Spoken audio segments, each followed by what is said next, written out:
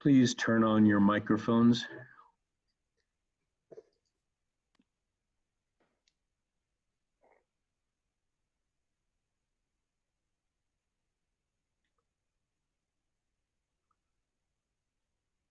Ajahn Mantri, your microphone is still off. And Wayne, your microphone is still off. Thank you, Ajahn. Tonight, Ajahn Bryan will give us a brief Dhamma talk. Yep.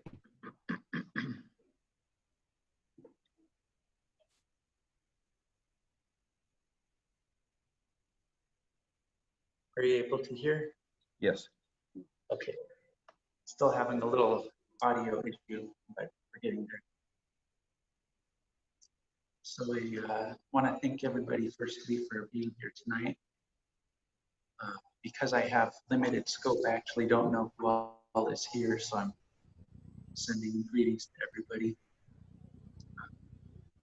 So Ben asked me to talk briefly tonight, and I don't have anything planned as usual, but I think always when we share Dhamma, it needs to be related to practice and ways that we can strengthen the practice in daily life.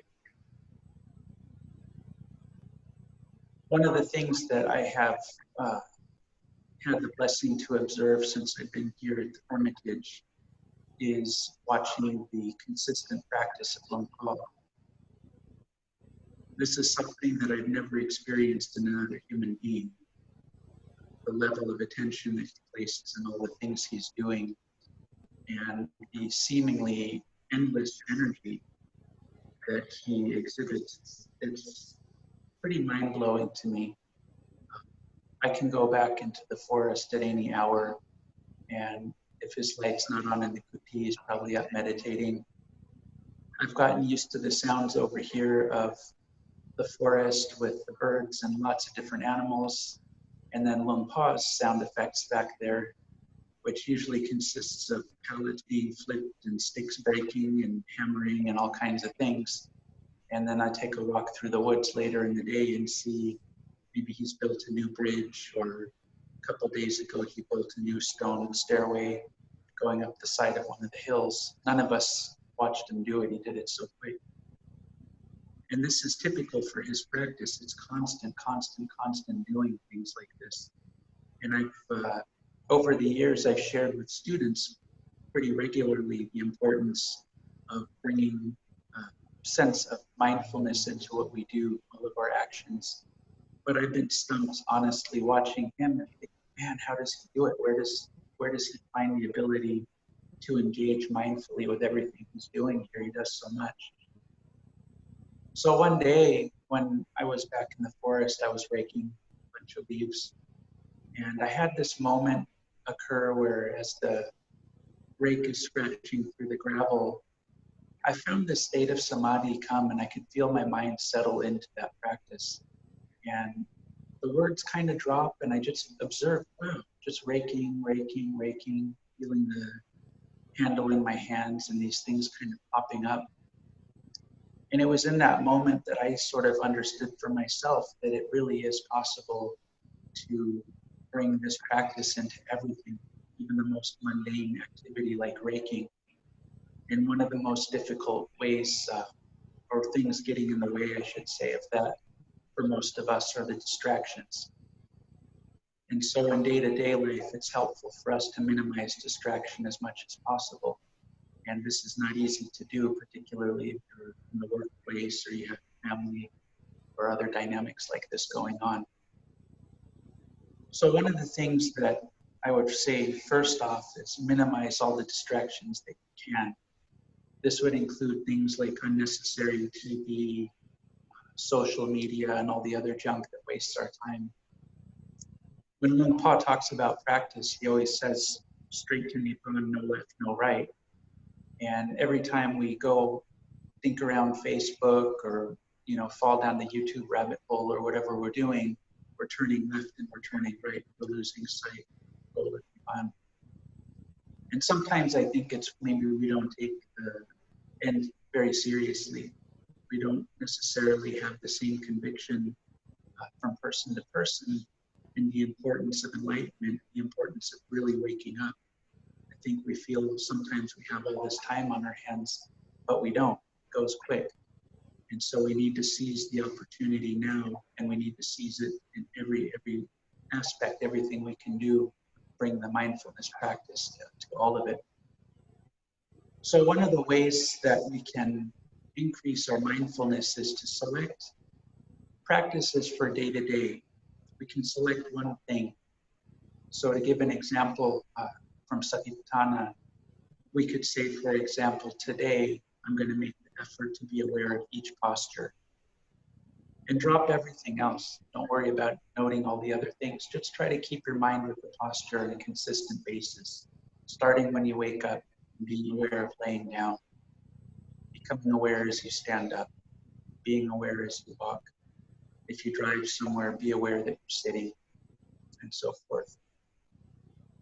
You can also select things like becoming aware when the mind goes thinking, and make an isolated effort for just that. You can declare your intention that day. I intend to be aware each time my mind slips away thinking. Most meditators, when they practice, they'll find certain senses more active than others. So for example, I used to play music for many years and have the musician ear. So sound for me is a really easy place to access, and oftentimes easier than the breath. So when I'm going about day-to-day activities, sometimes I'll stop, and rather than coming back to the breath, for me it's easy to just come back to hearing. For some people, they've got a really developed sense of smell. They can tell a flower, or they can tell a scent, a perfume, whatever it happens to be. For those people, it might be easier to come into the sense of the nose and smelling. Obviously, this goes for all the senses. Maybe for some it's touch, for some it's taste. If you can observe your practice really carefully, you'll start to notice these little points where you connect very easily, certain tendencies. And you can exploit those tendencies as very quick, easy access points for mindfulness. Sort of like when you see those things break glass in case of fire and you pull the alarm, you have a definite plan. And I'm a big fan of having definite plans in place for what to do when mindfulness slips away. It's helpful to have our toolkit ready. So I would encourage, as you practice meditation at home or in day-to-day life, to see what is it that you tend to catch repeatedly. Are you one that's drawn to hearing all the time, or seeing all the time? I would take it even a step further to say that some of the, I guess you call it a hindrance that comes up with the senses, can actually be twisted around and turned into a tool. So if you find that you're always catching conversation and always catching noise, you clearly have an affinity for hearing. You can actually turn that around to your advantage. Use that as the sense to access your mindfulness and to reestablish the mindfulness. So there's about 1 million activities that we can use on a day-to-day basis to increase our practice and make it a 24-hour event, or as close to that as possible. I want to encourage people to do that because the formal practice time for so many people is very short. And if we're relying on 10 or 15 minutes in the morning, maybe 10 or 15 minutes at night, it's better than nothing. But the Buddha was pretty clear this needs to be a consistent practice. When he taught on Satipatthana, at worst, it sounded like we can get about 7 years and practice really consistently for 7 years to have enlightenment. But he pushed it so far as to say within 7 days, really skillful, you can do this within 7 days. But it's not going to be from 10 minutes of meditation a day. This has to be a consistent practice. And so I encourage you to find certain things in your day-to-day life that are easy for you, that you tend to find as a sense that you're drawn to very easily. Like I say, hearing, seeing, smelling, tasting, posture, whatever it happens to be, observe your practice carefully and find those strong points and use those as a quick plan, something to reconnect quickly with your mindfulness, and try to continue it throughout the day. One other thing I'll add to that is the intensity of your focus. And we do sometimes become too tight, too focused on something small, like for people doing at the nose, maybe they're paying attention to that feeling of breath at the nostril. For a lot of us, it's rising and falling in the abdomen. But this is a very small area of observation. And so we can use what I sometimes call a wide angle awareness, where you're just generally aware of the whole process you're involved in. And to go back to my rake example, as I was doing that raking, I just said to myself, raking, raking, raking, and just allowed that experience to be. There was birds, there was sunshine, there was wind, there was a lot of things happening at that time. I allowed all of them to come in, just let the mind be there with them. But as soon as it would start to slip away, start to think about something else, it's no different than noting rising and falling. Oh, thinking, thinking, thinking, come back. Raking, raking, raking. You can turn it into driving, driving. You can turn it in, maybe you have a husband, wife, boyfriend, girlfriend, they like to watch TV, you don't. Maybe you sit there with them, seeing, seeing, hearing, hearing. There's many ways we can apply this, but again, we have to do it every moment of every day to have practice, to have progress. So I'm going to keep it there, keep it short, with the encouragement for each of you to continue your practice. Try as hard as you can to keep it continuous, because as I say, life is short, moves fast, and we do not want to waste any opportunity for practice. So with that, I would like to give you my blessing that I hope that this practice is fruitful for you, that it brings a great deal of peace, a great deal of happiness, a great deal of understanding that each of you can take quickly and substitute for yourself for all the things. Thank you, Ajahn Bryan. We have just a moment or two for me to remind you that this Saturday we're going to start at 8 o'clock in the morning Pacific time, ending at noon Pacific time. We will have a short break in there for snack and bathroom breaks and whatever else you need during that time. I want to start building in more opportunity for lengthened practice, since we can't gather together for a retreat. This is in lieu of a short retreat, but 4 hours within your own home. That's going to require some support from family members, understanding that someone needs to let the dog in and out or the cat in and out, answer the phone, and do all the rest of the things that happen during that time. So try to get that set up with whoever is able to support you. When I realized this, how much I depend on support from my wife so that I can practice. She can run interference for all of the things that happen during a day, so that I can practice, and it's much appreciated. And so that would be one thing I'd like to ask you to do.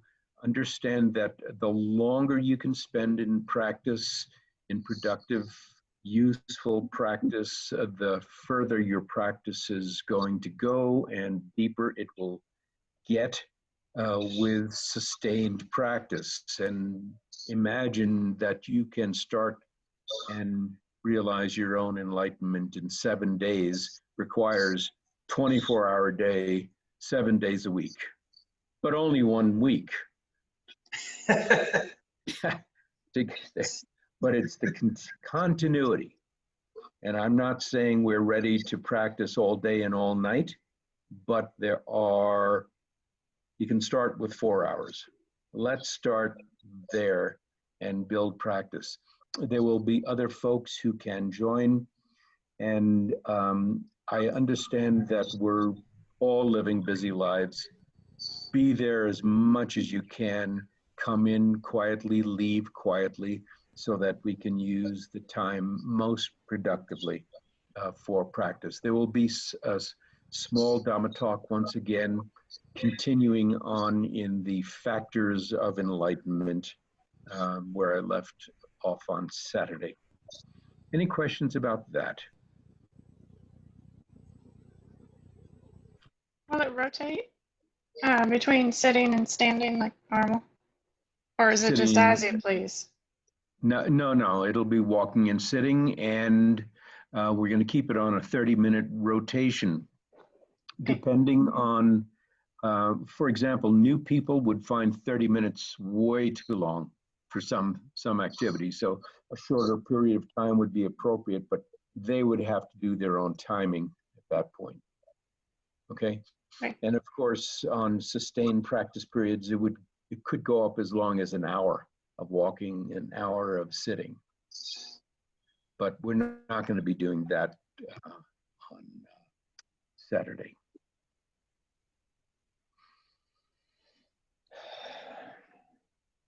Taking the wholesome karma that we've created during our practice time and other times in our day, I wish to share this merit with my teachers, with my loved ones, departed and living ones, all sentient beings in all realms of existence.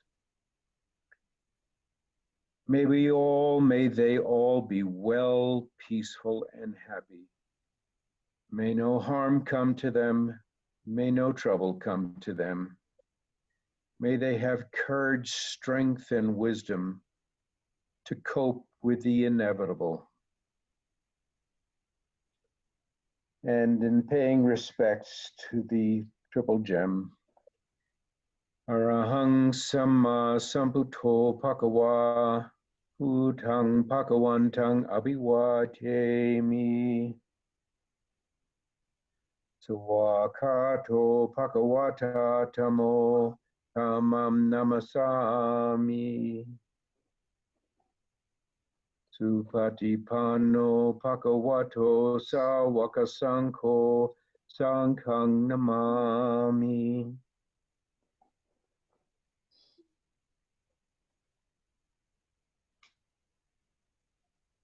Thank you for coming together. Pete told me just this evening that he would be processing Ajahn Bryan's talk this evening and the two other talks from Saturday and the last Wednesday. It should be uploaded on YouTube, and I'll post that link. If you have any questions, please send them my way. If you want to talk about practice, just contact me. And Sharon, we'll talk tomorrow if possible, if your schedule is available. And I'll need your cell phone so we can set up a time to talk. I'll send that information on email. Great. Thank you so much. Thank you. Thank you, Ajahn Bryan. Thank you, Ajahn Mantri, for joining us, and respects to you both and to all. Thank you for coming together.